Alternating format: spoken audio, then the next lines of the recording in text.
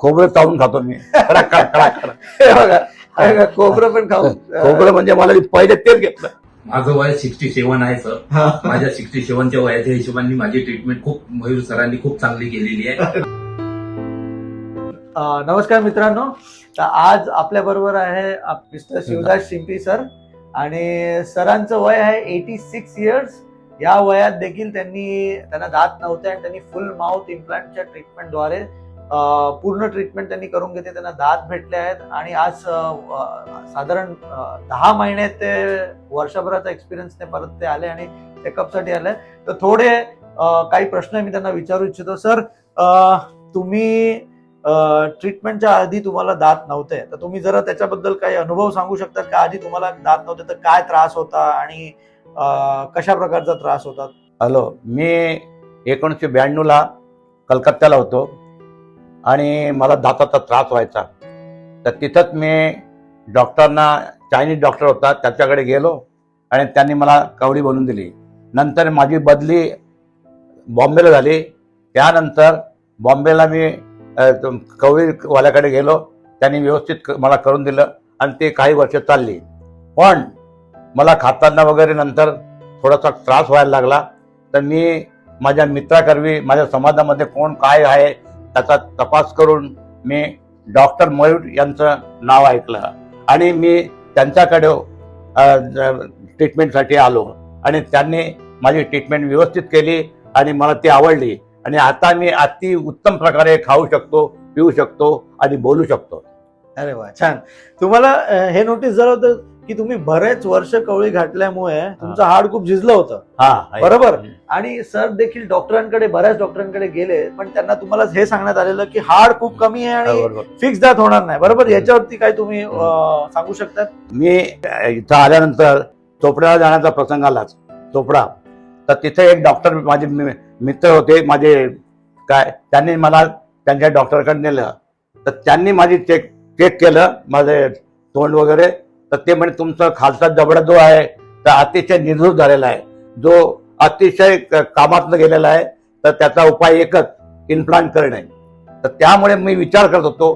त्यांनी मला औरंगाबादचं नाव सुचवलं. त्यानंतर मला ते जवळ लांब वाटलं आणि मी नंतर मुंबईला आल्यानंतर मला समजलं की डॉक्टर मयूरच आपले व्यवस्थित करतील आणि इकडे तिकडे न जाता मी त्यांच्याकडेच आलो आणि त्यांनी माझं सर्व जी व्यथा होती, माझी काय जी त्रास होता तो त्यांनी समजून मला ह्या वयात देखील त्यांनी उत्तम प्रकारे मला माझी इम्प्लांट करून ठेवले आहे. व्हेरी नाईस, खूप छान.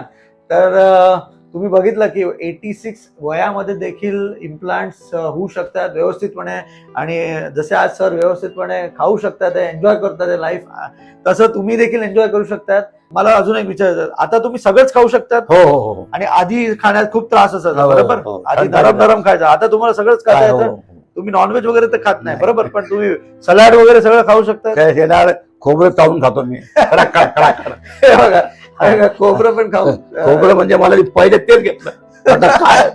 काय दुखतं काय तर खोबरं ते आपल्या दिसतात. तर मी ते दिवाळीमध्ये ते तुकडे घेतलं, चावून खाल्लं मी. बघा, खोबऱ्याचा प्रसाद देखील खाऊन घेतला सरांनी. तर या वयात काय तर प्रसाद खायला पाहिजे, तर खोबऱ्याचा प्रसाद देखील खाल्ला. तर याहून जास्त काय बोलू शकतो आपण? नमस्कार मित्रांनो, तर आज आपल्या बरोबर विजय सातव सर आहे. सर बुलढाण्यावरून फुल माउथ इम्प्लांटची ट्रीटमेंट करण्यासाठी आले होते. आज त्यांचे दात लागले गेले आहेत व्यवस्थित. फायनल दात लागल्यानंतर त्यांची पूर्ण ट्रीटमेंट झालेली आहे. तर सरांचा आपण अनुभव जाणून घेऊया. विजय सर, तुम्हाला दात लागायच्या आधी काय प्रॉब्लेम होत आहे आणि दात लागल्यानंतर आता अनुभव कसा होतोय तुम्हाला? आता जस्ट 5-7 दिवसात तुमचे दात लागले गेले, तुम्ही जरा अनुभव तुमचा शेअर करू शकता तर खूप बरं राहील. सर, मला याच्या अगोदर दात नव्हते तर मला जेवायचा खूप प्रॉब्लेम होता आणि मला जेवण काही करता येतच नव्हतं. त्याच्यामुळे आता दात बसवल्यानंतर मला जेवण करण्यामध्ये खूप आनंद वाटते आणि दात माझे लवकरच 5 दिवसातच बसवल्या गेले आणि 5 दिवसापासून मी पोळी भाजी खाऊन राहिलो. अच्छा, ओके. म्हणजे दात लावल्यापासून, म्हणजे तुमचे दात परवा लावले होते, बरोबर? बरोबर, 5व्या दिवशी. आणि खूपच 5व्या दिवशी त्यांचे दात लावले गेले आणि त्यांना आम्ही पाठवलं कारण वेळ झाला होता.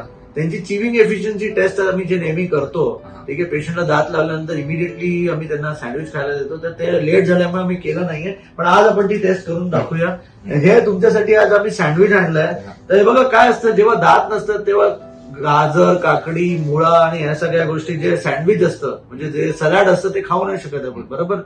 आणि ते नाही खाल्ल्यामुळे न्यूट्रिशन व्यवस्थित, फायबर व्यवस्थित नसतं, तर आपण सॉफ्ट खायला लागतो, त्याच्यामुळे आपल्याला इतर आजार, डायबिटीज, ब्लड प्रेशर ते वाढणं, या सगळ्या गोष्टी नियमित त्याच्या जोडीला असतात.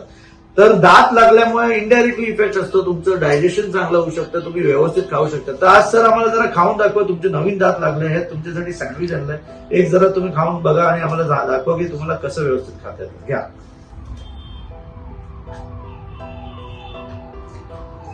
व्यवस्थित चावता येतंय एकदम व्यवस्थित.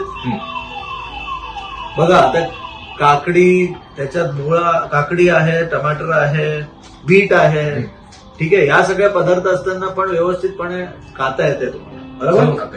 व्यवस्थित दोघं बाजूने व्यवस्थित खूप आनंदी आहे. आता हे 5 दिवसाची ट्रीटमेंट झाली, तुम्हाला किती दुखणं झालं, काय दुखपात झाली का? मला दुखापत काहीच झाली नाहीये सर, काहीच झाली नाही. काहीच झाली नाहीये. आणि तुम्हाला सुरुवातीला मी बोललो होतो तुमचं हाड नरम होतं, कदाचित आपल्याला 2 महिने थांबावं लागेल, पण तरी आम्ही तुमची टेक्निक तुम्हाला सांगू इच्छितो की तुमची इम्प्लांट आम्ही जे टाकले त्याच्यामध्ये बोन कंडेन्सेशन टेक्निकने आम्ही केलंय. त्याच्यामध्ये हाड जरी नरम असेल तरी आम्ही त्यांना कडक केलंय, पण हे प्रत्येक पेशंट टू पेशंट डिफरंट असतं. त्या टेक्निकमुळे आज तुम्हाला आम्ही इमिडिएटली दात देऊ शकलो, बरोबर. बरोबर सर. आणि आता तुम्हाला एकदम व्यवस्थित वाटतंय. हा खूप आनंदी एकदम हसून दाखवा की. बघा सरांचे दात देखील एकदम मस्त, एकदम छान झाले आहेत, ठीक आहे. तर तुम्ही अजिबात चिंता नका करू. तुम्हाला अशा प्रकारचा काही त्रास असेल तर तुम्ही आमच्या हेल्पलाईनला संपर्क करा. आमची टीम पूर्णपणे तयार आहे तुम्हाला सगळ्या प्रकारची सहायता करण्यासाठी, आणि त्याच्यानंतर त्या हिशोबाने ट्रीटमेंटचे डिसिजन घेऊन तुम्ही आमच्याकडे ट्रीटमेंटला येऊ शकता. खूप खूप धन्यवाद विजय सरांना. त्यांनी त्यांचं एवढं सगळं ट्रीटमेंट झाल्यावर त्यांनी मोठ्यापणाने तुम्हाला शेअर केलंय, आणि तुम्ही त्यांच्याकडून प्रोत्साहन घ्या, आणि तुम्ही तशा प्रकारची ट्रीटमेंट असेल तर नक्की घ्या. तुम्ही तुमच्या वया गटाला काय सांगू इच्छिता की ट्रीटमेंट करायला पाहिजे का नाही? माझं वय 67 आहे सर.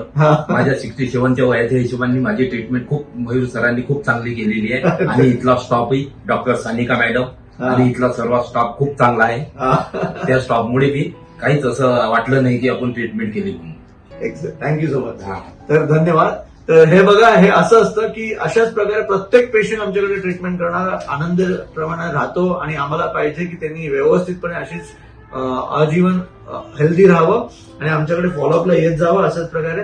तर मित्रांनो, परत भेटूया पुढच्या व्हिडिओमध्ये. तोपर्यंत जय हिंद, जय भारत. Thank you so much.